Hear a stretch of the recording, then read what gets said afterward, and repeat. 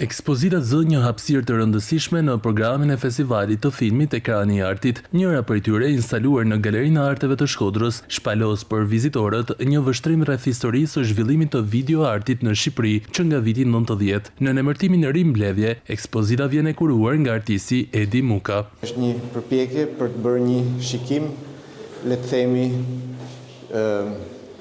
një shikim disi të shpejt të historisë së zhvillimit të videoartit në Shqipëri.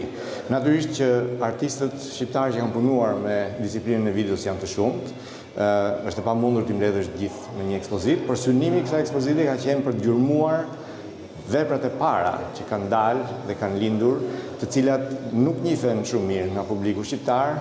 Në mjediset e Art House u çelën për vizitorët edhe 2 ekspozita të tjera. Barbara Prenka nga Kosova ka në fokus në ekspozitën e kuruar nga Zef Paci, mbulesën e krevatit, si një objekt që e lidhim sa me nostalgjin, aq edhe me transformimin dhe të ardhmen. Ideja me kësaj ekspozite është se e analizon simbolin e ergonit, se është një batinjen, ergonja batinja.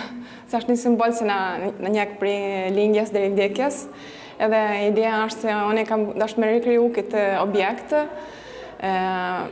dhe përpunu unë vetë për kepjes, për mbushjes. Si doli emri prej gurit, është ekspozita ndjerë mbi kujtesën, imagjinatën dhe përkatësinë, e koordinuar nga Melisa Paci. Ajo vjen në bashkëpunim me artisten Bora Baboçi dhe përbëhet nga punimet e nxënësve të shkollave Ismail Qemali dhe Ndërmjeta të Shkodrës.